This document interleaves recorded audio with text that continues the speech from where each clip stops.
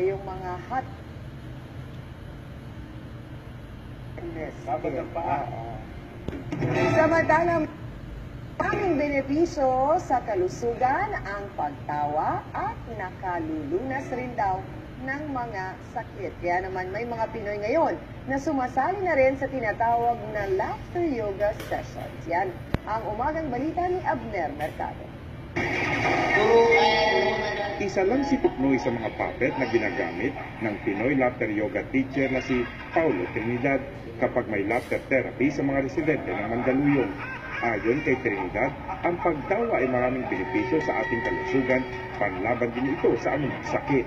Lahat ng mga sakit galing sa stress. Pag tumatawa kayo, inflammation, a-address yan. Medical studies nag-reveal, humahaba yung buhay ng 10 taon. Nagiging alkaline yung buong katawan. Ano po ibig sabihin?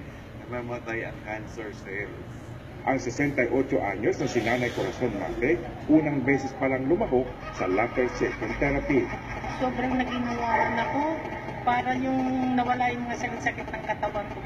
Pagkagising pa lang daw sa umaga, sa simpleng ngiti na mauuwi sa pagtawa, nagiging positibo na ang pananaw ng isang tao.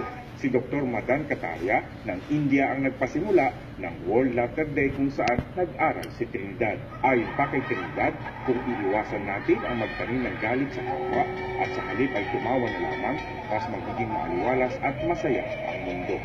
Dapat nating isipin na araw-araw ay isang World Laughter Day! Abner Mercado, ABS-CBN News. Nakakahawa in fairness, ha? Nakakaba tayong pagtawa. Diba? Dapat ngiti-ngiti. Gamot yan, gamot sa pusong nalulungkot. Ito pa ang isang